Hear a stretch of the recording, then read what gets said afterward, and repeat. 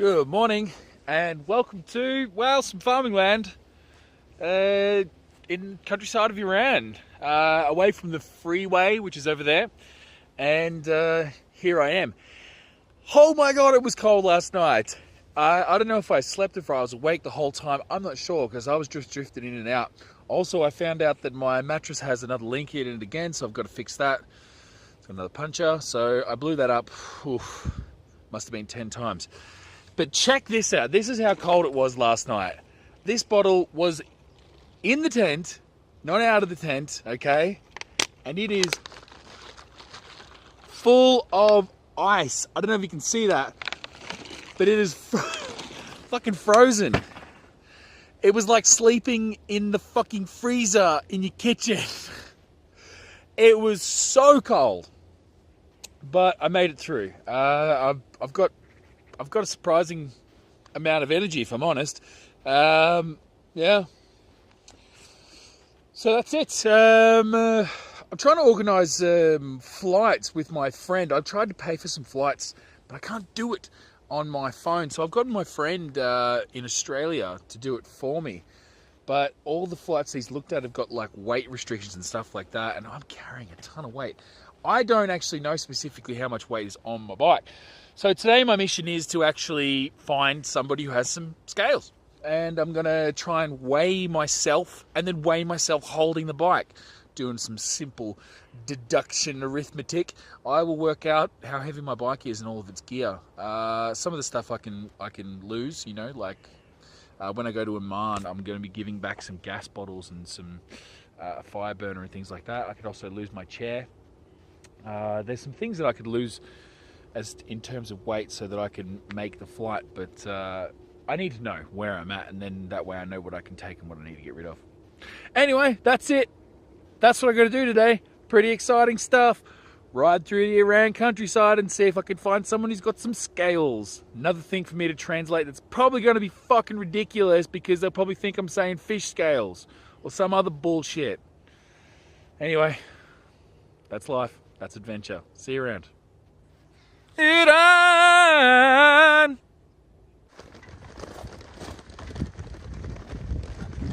Here we are, riding out of the campsite along, well, pretty much any way that I could go. I don't really know where I'm going. I need to get back over there onto that highway. There's a farmer, just a couple of farmers walking their cows across the dry little waterbed here. Yeah.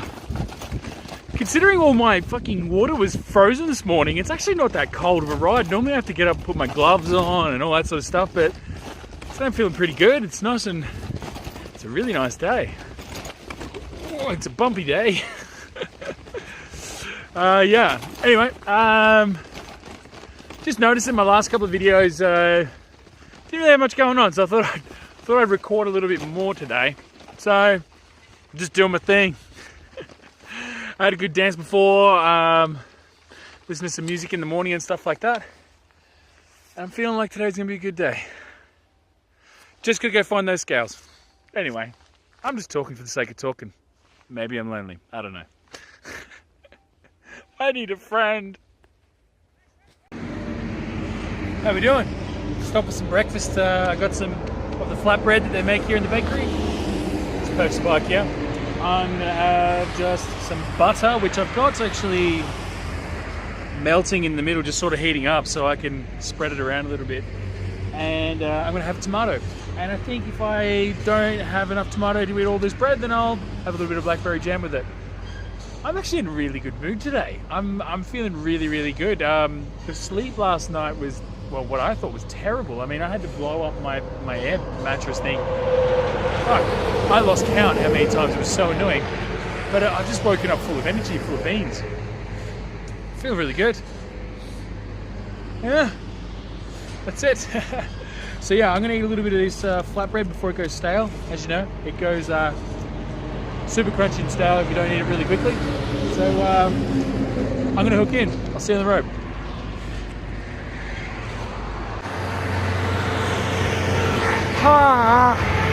So I chose to ride to Karamabad and Shiraz rather than getting a bus because I was under the assumption that I'd be coming off the plateau and I would be riding downhill most of the time. For the first 2 hours of today, I've been riding uphill on a fucking highway with traffic. Oh well. But at least it's getting me fit. So yeah, I'm riding up this hill now. Hopefully when I get up to the top of it and fly down the other side, I should be dropping about 2,000 meters over the next couple of days, which should just be fucking nice. Really nice. But work before play. Damn! God damn. This hill just does not stop. Keeps fucking going and going and going. Every time I round another corner, I just, more hill. And if you hear, that's a fucking headwind to boot. Damn! Luckily I'm in a good mood. So I'm accepting the challenge and I'm riding on up anyway. But fuck me, I've looked at my GPS, it's still going to be at least another 5 kilometers of steep hill with traffic. I really fucking backed the wrong horse this time. Anyway, I'm going to ride up the hill and ignore the trucks.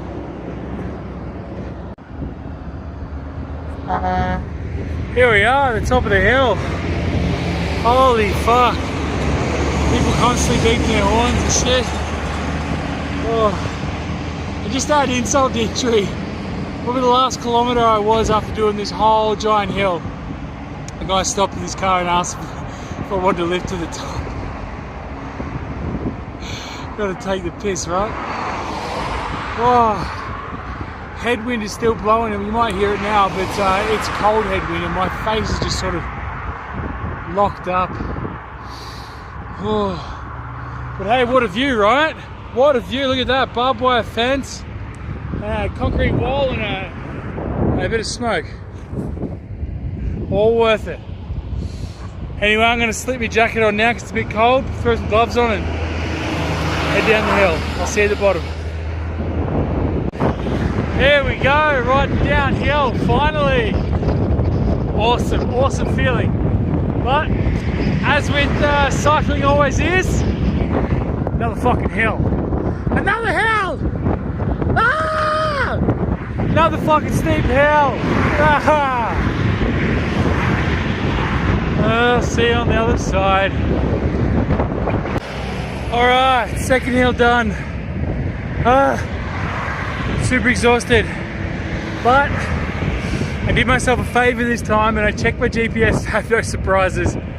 Now it's about 40 kilometres to Karamabad, which is where I was aiming to get to. Hopefully on time to use the scales somewhere. But I'm now dropping 800 metres in elevation.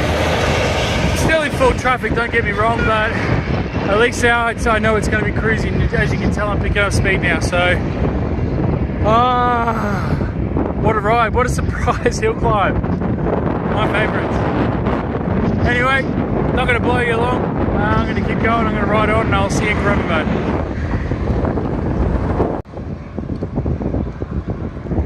GPS is wrong. But hey, at least the wind didn't lie. The wind is still running just as strong as it did before. Right in my face. Thanks. Really hard to keep a good attitude. I've been so bubbly and happy all day, but this road has just taken it out of me. My legs are on fire.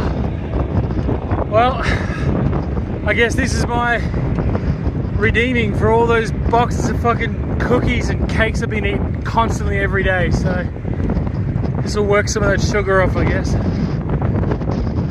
Always look on the bright side.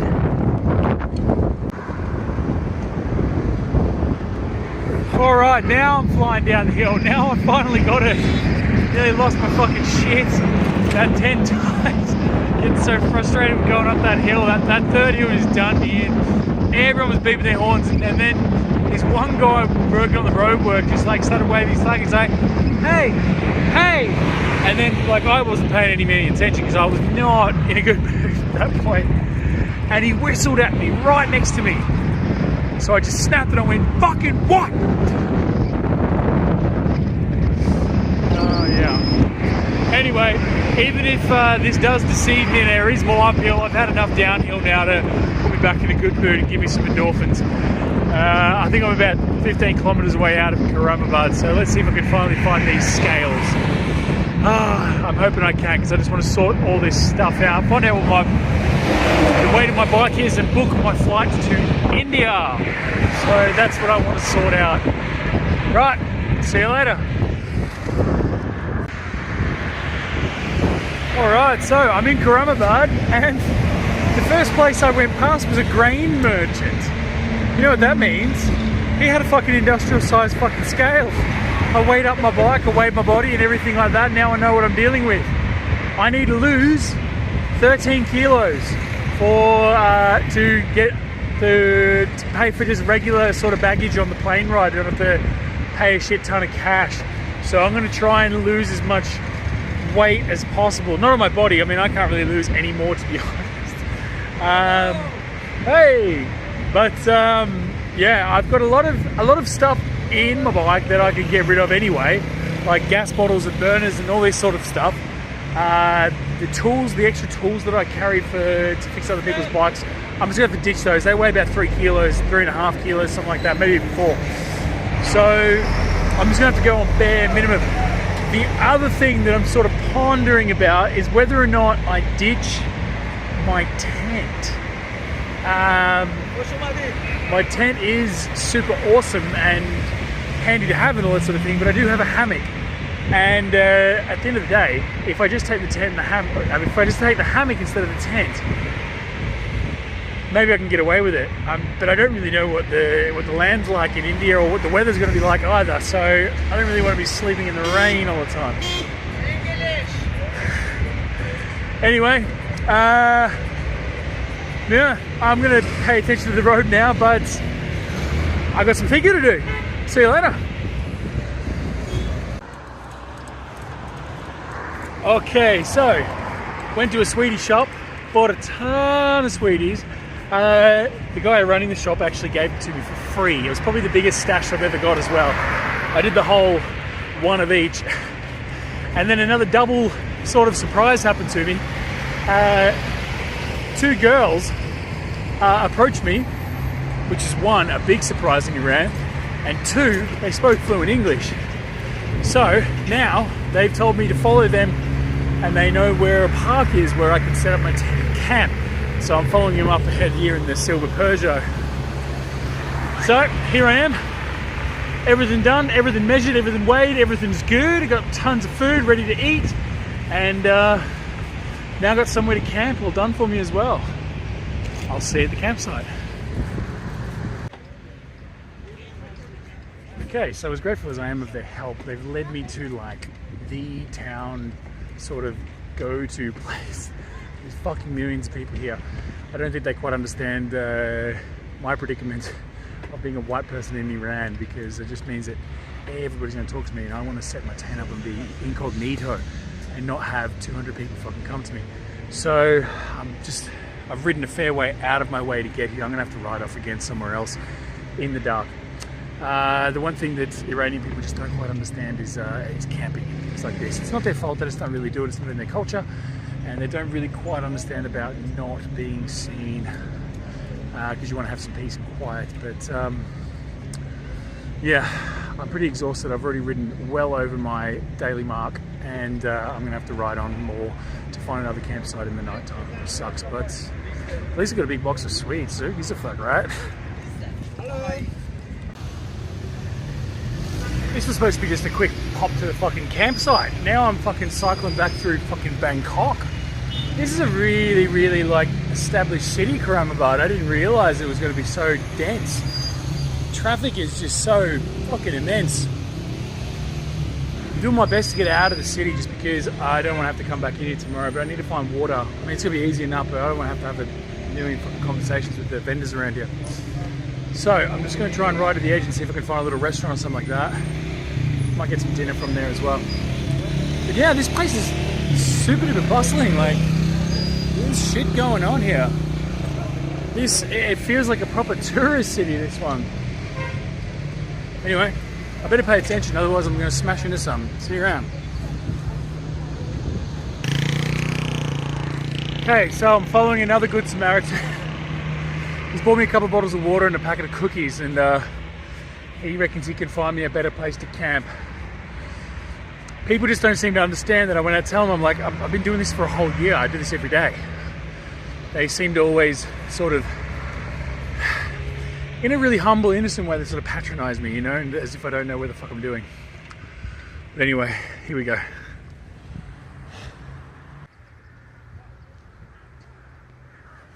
How you doing? So, there's my bicycle and bags and all that set up outside, just sort of packing up. You'll notice it's morning time and I didn't do a nighttime piece out again. This time there's an actual real reason for this, not just because I just couldn't be bothered or because I was having too much fun. So, last night, as you can see, we sort of got led down here by this man who was being helpful, trying to find me somewhere to camp. This is the spot where he found me to camp. It was just another super public place and not really desirable. I thought I'd just sort of give you an explanation of what happened last night. Essentially, we rocked up here and everything was really good, and then the man working the construction site over here come out and said like, oh, you know, you can camp here, and he's like, or you can just sleep in the shack. So I was like, oh, yes. It was -1 last night again, so I, you know, relished the idea of sleeping inside by the heater. So he invited me in, and I crashed on the floor. But before I got to crashing on the floor, we sat down together, and the man who brought me here bought all of us meals. He bought all of us kebab meals, and all three of us were sitting down having a feed together, and we translated, and we had a good time, and everything was really hunky-dory.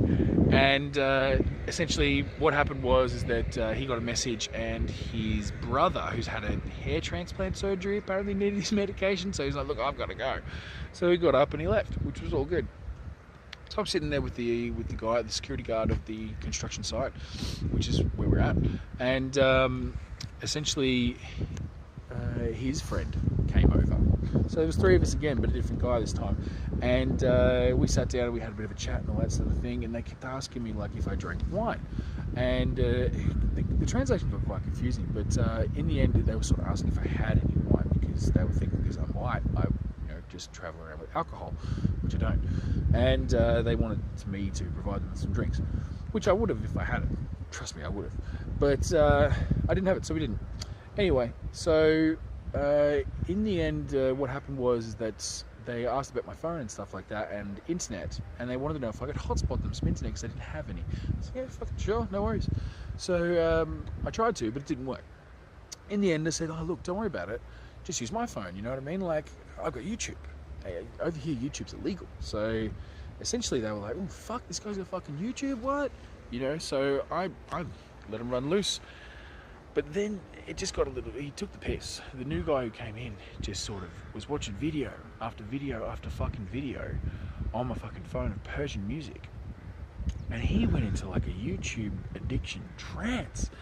For like 2 hours, he was sitting there fucking playing with my phone. And sometimes I'd go to take it back off him. He'd be like, give me your phone, give me your phone. And I was like, oh, fuck. You know, I'm just trying to be polite. Essentially, he just fucking sat there for ages. And I'm just sitting there on the floor. I can't translate. Well, my translator's on my phone. And I couldn't communicate. I couldn't do anything. So I'm just sort of sitting there waiting for this guy to get bored, which just didn't fucking happen. Earlier on in the day, before I'd given him the phone, my mother had sent me a message. Like, this is just before I gave him the phone. My mother sent me a message saying, like, you know, there was an earthquake in Iran, like, last week. Are you okay? And, you know, I just wanted to write back to her and say, yeah, fucking no worries. So after 2 hours, I got bored. It was like 11:30 or midnight or something like that, where I said, like, look, I need to message my mum. And he's like, come out of the train. He's like, oh, fuck, you know what I mean? And dusts himself off and just sort of backs up and leaves. I think he didn't realise how late it got. And then the other guy, the security guard, he's got like a lame hand or something like that, like a little bit of disability, but you know, other than that he's okay. But after he sort of like got the guy out of the shack, he's done like a little bit of a clean up around the place and stuff like that. It's now about midnight, and he's asked, can I use the internet? And I was like, oh, yeah, okay, no worries. I mean, I was pretty tired and pretty bored with this whole everyone using my phone fucking gag, especially because they sort of flick through your whole phone. You know, everyone's got their own private stuff on there, so I felt a bit uncomfortable with it. So I was like, look, you know what? Okay, no worries. Here, you want to watch YouTube? He's like, no, I want to watch a video. And I'm like, okay. I don't really have any videos. And he's like, no, I want to see sex. And I was like, oh fuck. What do you want to see? And he's like, oh, Iran. And I'm like, oh. I sent him a message, and I translated him a message saying like, look, I'm not really comfortable with that. I don't really watch pornographic videos with other people. But I thought to myself, this is Iran. He probably doesn't get this opportunity very often, and it's highly illegal here and all that sort of thing. And I was like, you know what, fuck it, I'll treat him. You know what I mean? So I was like, okay, look, I don't do this normally, but I'll let you watch my video.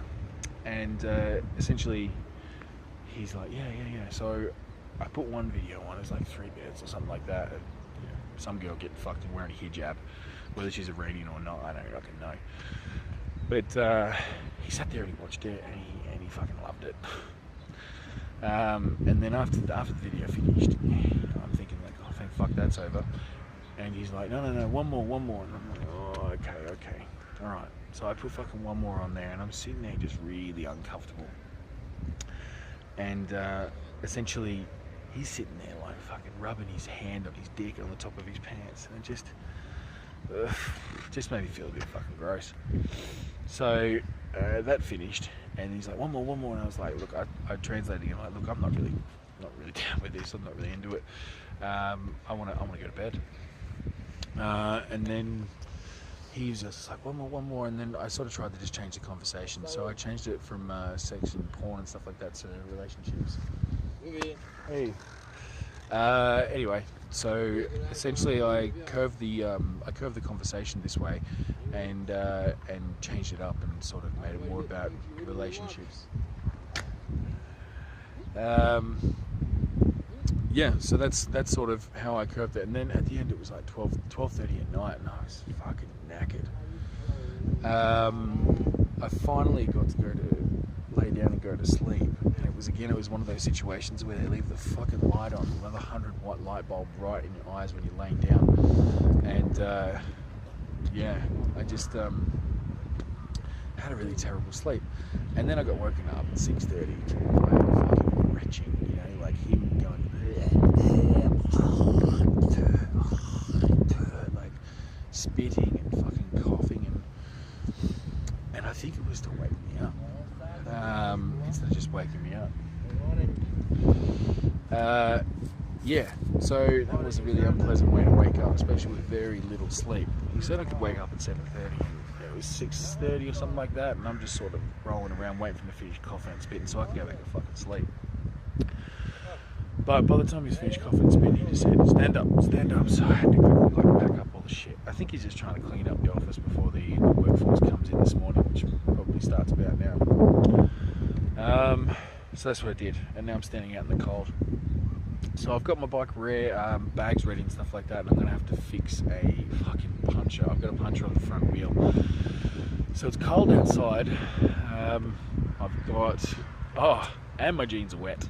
So cold outside, my jeans are wet, my hands are cold. I'm going to have to fix a puncher, and I'm fucking super tired after a big long ride yesterday. Check this guy out. So anyway, that was the morning. I don't know how to end on a peace out with that one. It's been a super long video. I hope it was interesting for you. It's fucking interesting for me. But yeah, I don't know how to leave on a peace out. I think when you know what you're doing, you don't need so much help to, like, when it came to like finding a campsite last night. I probably could have found one myself. But I kept being generous with my time and allowing people to sort of, direct my night into the way that they wanted it to work. And sometimes you just got to sort of believe in yourself, because even though it's nice to meet people and stuff like that, sometimes it doesn't work out so well. Look, I'm going to leave it there. I don't really have much else to say. Peace out.